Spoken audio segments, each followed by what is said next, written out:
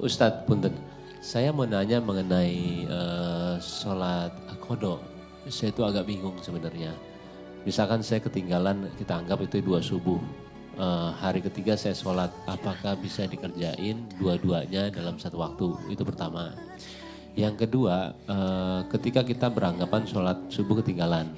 Nah itu kita mendingan, misalnya saya bangun jam 8.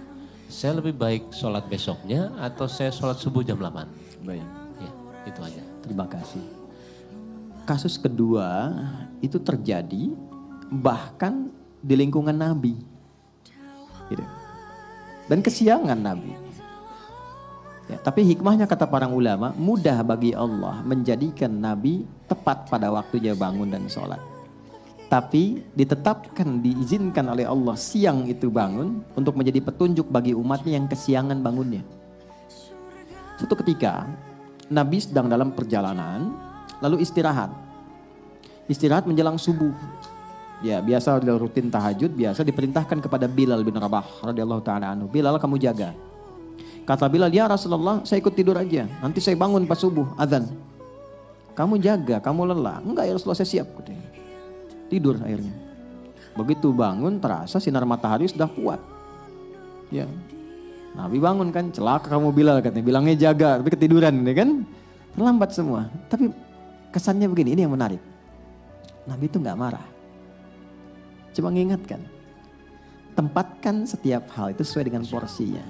Jangan memaksakan pada sesuatu yang mungkin kita tidak bisa menanggungnya. Kalau mau melakukan sesuatu, tauhidkan dulu pada Allah supaya Allah jaga kita. Ya kita katakan insya Allah. Itu spirit surat Al-Kahf. Singkatnya apa? Nabi langsung katakan wudhu semua. Wudhu. Dan Bilal seperti biasa. Ya, adzan, iqamat, selesai semuanya. Yang paling menarik apa? Sholat sunnah dulu. Lalu dilakukanlah sholat subuh pada saat itu. Berjamaah. Itu adalah jawaban terbaik yang memberikan cara. Komentar ulama hadis ketika melihat hadis itu.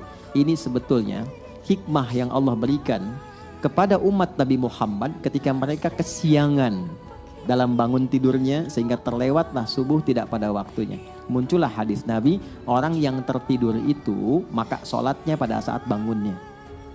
Jelas. Pertanyaan yang kedua tadi. Jadi kalau ada orang kemudian harusnya subuh itu 4.45 bangun, dia baru bangun 5.44. Nah lewat waktu kan? Maka dia bangun nih, dia sadar. Maka lakukan sholat itu saat bangunnya. Itulah waktu untuk dia menunaikannya. Jadi 5.44 diambil wudhu, dia sholat. Tapi bukan maksud untuk menyengaja mengakhirkan sholatnya. Karena memang terlelap, habis.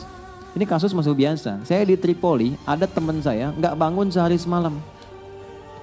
Sehari semalam karena lelahnya. Didorong, digoyang, nggak bangun-bangun. Kita mau jatuhkan dari atas kan nggak mungkin. Ini di level di flat di atas. Dia diam sampai bangun. Begitu bangun dia sholat, mengkodok semua sholatnya. Dia lakukan pada saat itu. Itu hadisnya ada. Jelas ya? Jadi bagian pertanyaan kedua dulu. Jadi kalau tertidur, bangun.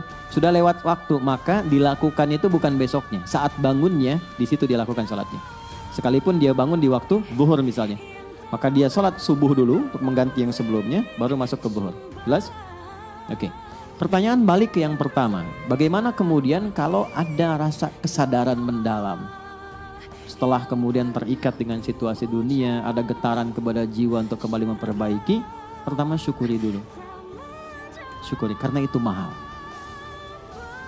Apa yang harus kita syukuri? Pembuktian keadilan Allah yang selalu memberi kesempatan pada setiap hamba dengan hidayah sampai nyawanya tiba di ujung kerongkongannya. Jadi nggak ada satupun hamba yang hidup yang nggak dapat hidayah, itu nggak ada. Yang ada itu yang sudah diberi dia nggak ngambil. Anda tahu Firaun kan? Itu seburuk apa dilukiskan di Quran. Tapi tetap dengan kejamnya itu tetap diberikan 2 nabi supaya sampai hidayah kepadanya. Cuman Firaunnya nggak ngambil. Nah, siapa yang mengundang Anda untuk hadir di sini? Anda bisa punya pilihan, Anda punya pekerjaan yang lain, aktivitas. Bisa mungkin lakukan ini dan itu. Tapi siapa yang bisa menggerakkan hati Anda? Mas Bae mungkin telepon, Mbak Paula mungkin ngabarkan. Tapi kalau hati Anda tidak pas untuk di situ, nggak mungkin Anda datang. Kalau bukan Allah tanamkan itu, nggak mungkin kita ada di sini. Itu gambarannya. Anda pengen pulang, lewat jalan, kok bisa lewatnya itu di depan masjid. Saat orang-orang ke masjid, mudah bagi Anda mengambil jalan lain. Yang paling ekstrim Anda buka YouTube, kok yang keluar ceramah? Padahal saya pengen nonton A dan B, kok bisa itu yang keluar? Itu yang dimaksud Quran surah ke-29 di ayat yang terakhir, ayat 69. Walladzina jahadu fina lanahdiyannahum subulana. Orang-orang yang ketika mendapat percikan hidayah dalam dirinya dan dia ambil itu, Allah akan bimbing dia ke jalan berikutnya yang lebih cepat. Dan bukan sekedar dibimbing, ini saya penting terangkan ini dulu. Itu cinta Allah diturunkan. Jadi Allah itu paling cinta kalau ada hamba salah yang sadar dari kesalahannya, lantas dia meniti jalan kesolehan untuk bisa menutup salahnya. Itu langsung turun ayat Quran surah kedua ayat 222. Innallaha yuhibbut tawwabin. Allah sangat cinta jika ada hamba yang belajar dari salah untuk menjadi soleh. Disinilah muncul kalimat bijak dari ulama, Allah lebih mencintai orang salah, ya, pelaku maksiat yang gemar bertobat dibandingkan orang soleh yang tidak pernah merasa salah. Nah, maka di titik itu penting kita menata, apa nih salahnya? Tadi sholat. Oke, kita merasa sholat banyak tertinggal. Sekarang pengen kembali, pengen ditutup, bagaimana caranya? Ulama ngasih solusi. Maka dikiaskan, dianalogikan dengan orang tidur tadi. Tapi udah panjang, walaupun bukan Ashabul Kahfi. Maka bagaimana caranya? Dekatkan pada waktu-waktunya. Ini rumusnya, nomor telepon menuju kepada Allah 24434. Subuh, duhur, asar, maghrib, isya. Oke? Saya nggak tahu udah terlewat berapa lama dulu. Sulit menghitungnya. Gampangnya gini, subuh begitu sudah dikerjakan, niatkan qadha, berikutnya sholat lagi, niatkan untuk yang sebelumnya. Jelas? Dekatkan dengan waktunya. Itu pertanyaan yang pertama tadi. Sholat dulu sesuai dengan waktu 2 rakaat. Setelah itu bangkit sholat lagi 2 rakaat untuk nutup yang sebelumnya. Dah. Zuhur 4 rakaat, sholat. Setelah itu dekatkan untuk tutup yang sebelumnya. Jelas? Baik. Kapan ini dikerjakan? Sederhananya gampang. Kalau kita sedang dalam suasana jamaah, supaya tidak menarik perhatian dan salah persepsi, salah duga, dan timbul hal yang baru yang tidak seharusnya muncul, 2 caranya. 1, ketika azan berkumandang kan ada space sholat sunnah kan? Kerjakan sholat sunnahnya, yang pertamanya kerjakan, kemudian di situ kita bisa niatkan untuk menutup yang sebelumnya, baru ikut jamaah. Atau ikut jamaah di sini, ketika pulang dari rumah sholat lagi untuk tutup yang sebelumnya. Dan orang rumah, kalau ada salah satu di rumah yang mengerjakan itu dan dia memang menjelaskan untuk menutup yang lama, banggalah. Jangan eksplorasi kekurangannya, tapi berbahagialah karena Allah sedang merubah jalan hidup di keluarga itu menjadi lebih baik. Ya, jadi ketika Allah sudah kirimkan dia untuk menutup yang lalu, Anda tidak ditugaskan untuk mengoreknya kembali. Jangan gali, jangan sudutkan, tapi motivasikan. Alhamdulillah Pak, kalau perlu jamaah aja, Bapak depan aku di belakang, supaya sholatnya bernilai misalnya. Nggak apa-apa. Jelas? Oh kamu ketinggalan juga? Enggak, buat support kamu aja. Itu biasa. Duhur begitu. Ya, asar begitu.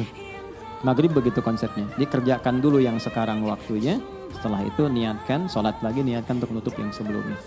Yang Allah lihat bukan berapa jumlah untuk menutup yang lainnya, tapi yang Allah lihat kesungguhan kita untuk berubah. Itu kata para ulama. Ada imam berpendapat bahwa ya kalau sudah lupa berapa, itu kita nggak perlu mengkodok kembali. Cukup perbanyak amal soleh yang beriringan dengan itu. Misalnya sholat sunnahnya, kalau di harta tambah sedekahnya, malam tahajudnya. Itu pendapat saja. Tapi Imam Syafi'i dan beberapa yang lain untuk memudahkan silahkan niatkan qadha. Karena prinsip jawabannya itu sama, menunjukkan kesungguhan untuk berubah. Itu poinnya. Jelas ya?